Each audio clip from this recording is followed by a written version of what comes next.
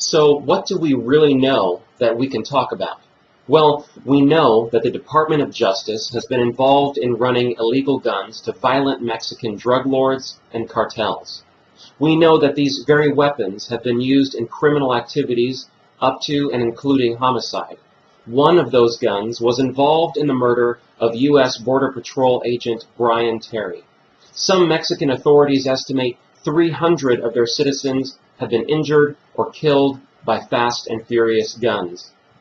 We know that Fast and Furious is directly responsible for the deaths of vastly more people than died at Sandy Hook, yet no federal officials have been prosecuted for their participation in the program, and the administration has repeatedly stonewalled requests for relevant documents. We know that the House of Representatives held Eric Holder in both civil and criminal contempt of Congress. And we know that the CIA has begun delivering weapons and other munitions to sworn enemies of the United States, namely Al-Qaeda and other jihadists linked to the civil war in Syria. In addition to weapons and munitions, the CIA is also gifting Al-Qaeda with vehicles, sophisticated communications equipment, and advanced combat medical kits. We know that these were specific instructions from the Obama administration. And we know, as does the world, that the Obama administration on every level has attempted to disarm law-abiding American citizens, all the while arming violent homicidal maniacs on our southern border and in the Middle East. And just as important, we know that agents of the NSA illegally recorded intimate, private phone conversations between American military husbands and wives while one spouse was deployed overseas in harm's way. Many of these recordings were compiled and then passed around the office at the NSA for entertainment. If the NSA will do this to our own military, what won't they stoop to? We'd like to think that our Supreme Court justices live in monk-like devotion to our Constitution, but in Dred Scott versus Sanford, the Supreme Court endorsed slavery. In Plessy versus Ferguson, they affirmed segregation laws. In Korematsu versus the United States, they upheld the forced internment of Japanese Americans. Time and again, we have witnessed the highest court in America become a tool of political whim and social engineering.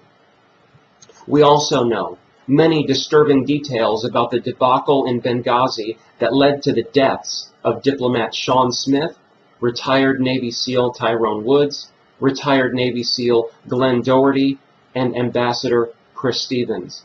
In the vacuum of leadership in the Obama administration, help was denied these men, flying into the very face of our military ethos of leave no man behind. 5 House panels and an internal investigation later, no one has been arrested, no one has been fired or held accountable, and the communication between the families of the victims and the State Department and White House has become almost non-existent. We know this. And we know what they did next. Fed lies to the American public, blaming it on a blasphemous movie. Hillary Clinton went so far as to ask, what does it matter?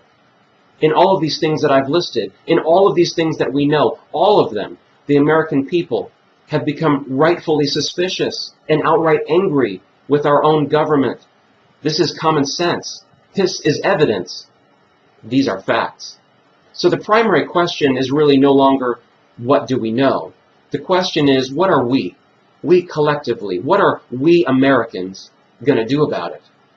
As previous storms in history have gathered, when unspeakable crimes were within our power to stop them, we've been warned against the temptations of looking the other way.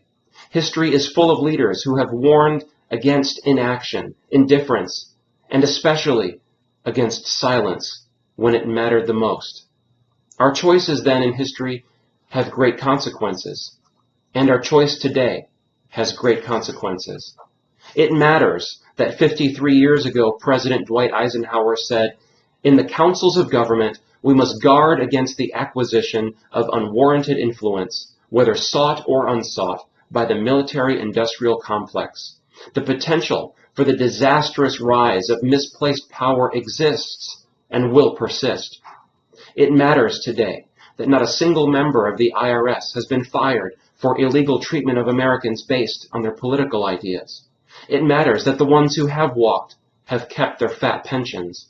It matters to our security and to the security of our allies that the National Security Agency has been caught doing nefarious and illegal spying on American allies, American military servicemen, and the American citizenry. And it matters deeply to the credibility and the future interests of the United States of America and our allies. It matters because a lot of other countries who do not value freedom are watching. They're watching us, and they want to see whether the American people still love the idea of personal liberty as much as they say. It is directly related to our credibility and whether countries still believe the United States when it says something. They're watching to see if Obama can get away with it, because then maybe they too can put the world at greater risk. And make no mistake, in an increasingly complicated world of ruthless drug lords and Islamic violence, what we choose to do or not do matters in real ways to our own security. Some cite the risk of doing things, but we need to ask, what is the risk of doing nothing? It matters because if we choose to live in the world where thugs and murderers are aided and abetted by the Obama administration, and then if we the people do nothing about it, there will be no end to the test of our resolve and the dangers that will flow from those others who believe they can do as they will. So our concern is not just about some far-off land oceans away. That's not what this is about. Our concern with the lack of moral compass and integrity in our leadership is one that will directly affect our role in the world and our interests in the world. It is also profoundly about who we are. We're the United States of America.